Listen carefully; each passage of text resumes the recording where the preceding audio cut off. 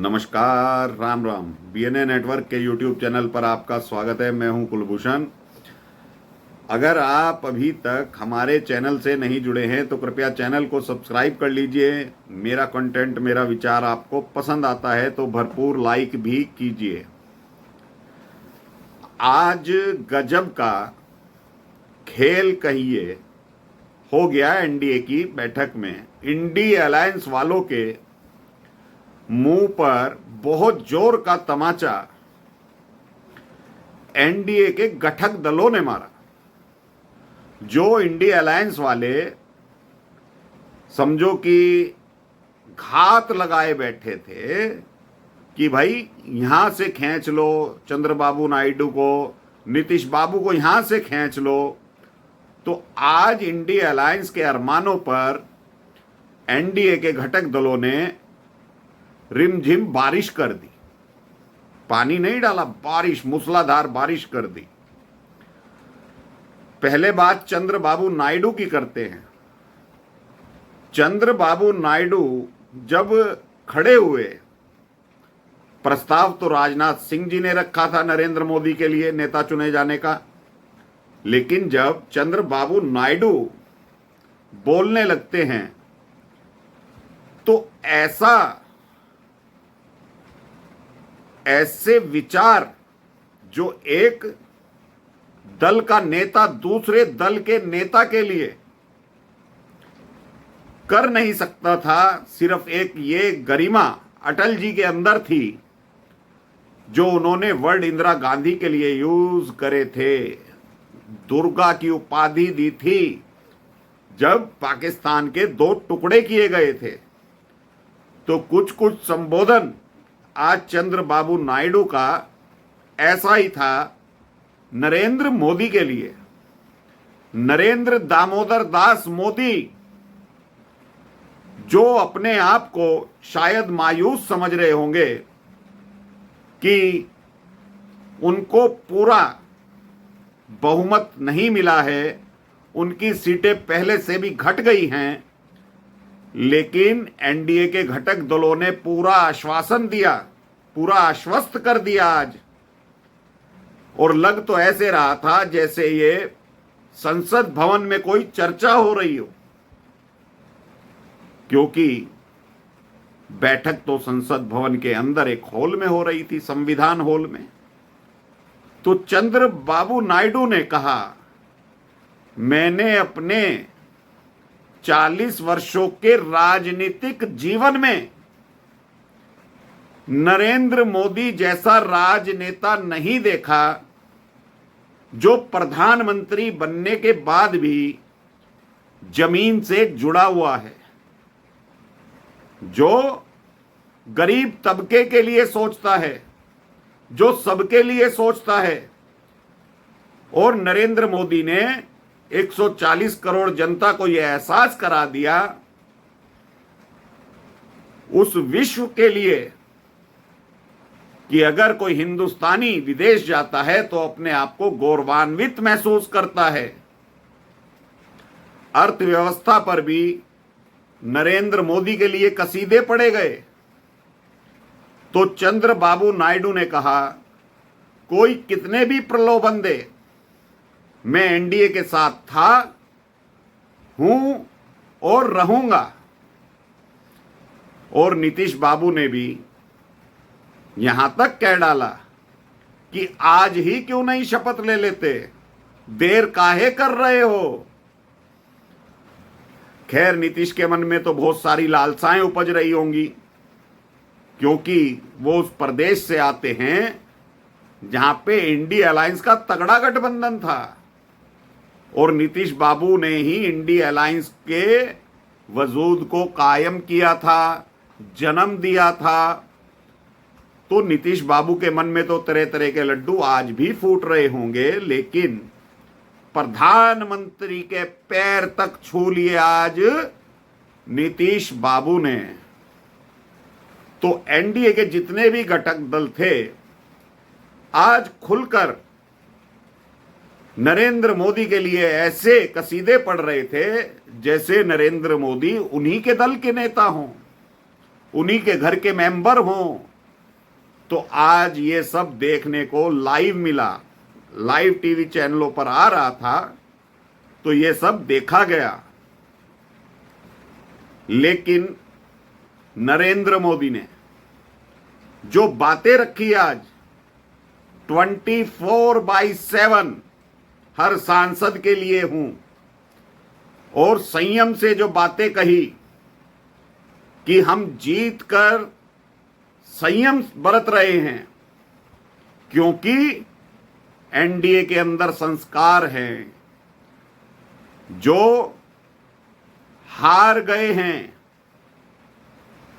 उनसे अपने हार का गम बर्दाश्त नहीं हो रहा है। उन्हें आज भी सत्ता की कुर्सी दिखाई दे रही है। राहुल गांधी पर भी कटाक्ष किया गया, झूठे नैरेटिव जो फैलाए गए उस पर भी कटाक्ष किया गया, और नरेंद्र मोदी ने कहा कि हम जीते हुए लोग हैं, हमें संयम बरतना ही था। हम कल भी जीते थे और हम आज भी जीते हैं। लेकिन जिन्होंने झूठा नैरेटिव फैलाया वो लोग सत्ता से बहुत दूर हैं। और एक बात जो मैंने 3 दिन पहले एक वीडियो बनाया था, वही बात आज नरेंद्र मोदी ने कह दी। कांग्रेस 2014, 2019, 2024 में तीनों चुनावों में इतनी सीटें नहीं जीत पाई जितनी इस बार कम सीटों के बावजूद भी भाजपा अपने दम पर, अकेले दम पर लाई है। 240 सीटें भाजपा की हैं, और कांग्रेस की 2014 में कितनी थी? 44, 56, 19 में, और अब 99। लेकिन नरेंद्र मोदी ने वादे जो दोहराए अपने, गारंटी जो दोहराई अपनी, कड़े फैसले लिए जाएंगे। नीतीश कुमार ने भी कहा हम नरेंद्र मोदी के किसी काम में बाधा नहीं बनेंगे। अब कल को राजनीति किस करवट बदलती है ये तो मालूम नहीं है, क्योंकि ये भी मालूम नहीं था कि भाजपा अपने दम पर बहुमत नहीं लाएगी। राजनीति पल में बदल जाती है, और नीतीश के लिए तो पलटू चाचा नाम प्रसिद्ध हो गया है। नीतीश पलटेंगे या नहीं पलटेंगे, लेकिन चंद्रबाबू नायडू की बातों में जो आज दम था, पवन कल्याण की बातों में जो दम था, वो दिखा रहा था कि नरेंद्र मोदी अपना कार्यकाल पूरा करेंगे। नरेंद्र मोदी के कदम से कदम मिलाने की बात करी गई है पूरे एनडीए घटक दल ने। पवन कल्याण, चिराग पासवान, जिन्होंने कहा हमें कोई लालच नहीं है मंत्री पद का, नरेंद्र मोदी प्रधानमंत्री तीसरी बार बन रहे हैं, हमारे लिए उतना ही काफी है। तो एनडीए के घटक दलों ने आज मोदी का दिल जीत लिया, और मोदी ने चेतावनियां दी करप्शन के लिए, अर्थव्यवस्था के लिए। बोला कि जो ट्रेलर मैंने 10 साल में दिखाया है अब पिक्चर चलेगी, यानी कड़े और बड़े फैसले लिए जाएंगे। इंडी अलायंस वालों ने दोस्तों जितना नैरेटिव फैलाया था झूठ बोल बोलकर, अमित शाह की आवाज में आरक्षण पर वीडियो प्रसारित करवा दिया, और आरक्षण के लिए इन्होंने क्या झूठ नहीं बोला, उसके लिए भी नरेंद्र मोदी ने आज सबसे पहले संविधान को नमन किया, अपने माथे से लगाया, और ये बताया कि संविधान उनके लिए किसी वेद पुराण से कम नहीं है। संविधान में कोई बदलाव नहीं होगा। दलितों के लिए, वंचितों के लिए, ओबीसी के लिए कोई बदलाव नरेंद्र मोदी करने नहीं वाले। लेकिन इंडी अलायंस वालों ने जो झूठ का नैरेटिव फैलाया था कि बाबा साहब के संविधान को नरेंद्र मोदी बदल देंगे। नरेंद्र मोदी ने कड़ी चेतावनी दी है और इशारों इशारों में उन्होंने कह भी दिया कि भ्रष्टाचारियों की जगह जेल में हैं। कड़े से कड़े कदम और कानून बनाए जाएंगे। भ्रष्टाचारियों को आजाद घूमने नहीं दिया जाएगा।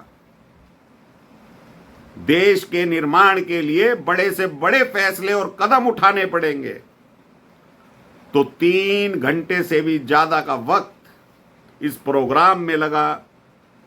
सांसदों की गड़गड़ाहट, मोदी मोदी के नारे, और जो चंद्रबाबू नायडू और नीतीश कुमार पर भूत सवार था नरेंद्र मोदी का कि भाई मोदी ही मोदी है, मोदी का जलवा है, वो आज एनडीए के हर घटक दल के नेता में दिखाई दे रहा था।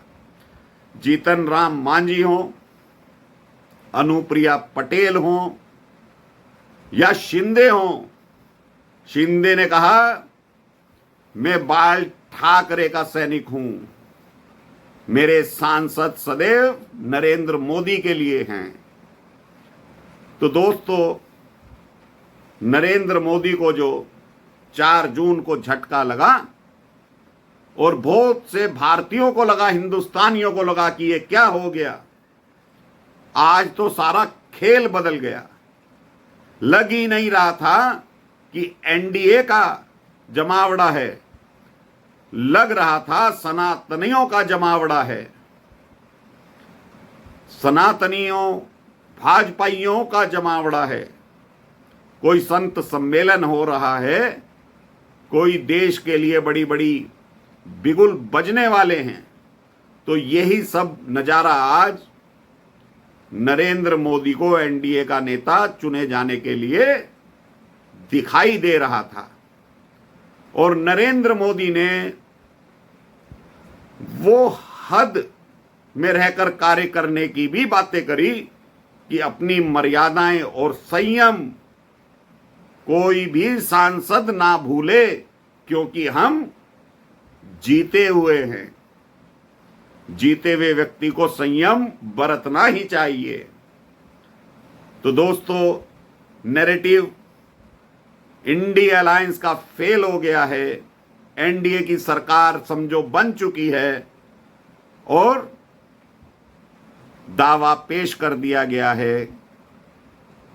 ये तो मैंने सुबह ही बता दिया था कि शपथ ग्रहण 9 जून को होगा और बड़े धमाके के साथ होगा, बड़ी धमक के साथ होगा और कार्य भी वैसे ही होंगे। तो दोस्तों, मेरा कंटेंट, मेरा विश्लेषण आपको पसंद आए तो भरपूर लाइक कीजिएगा, चैनल को सब्सक्राइब कर लीजिएगा और बेल आइकॉन दबा लीजिएगा। धन्यवाद। नमस्कार। भारत माता की जय।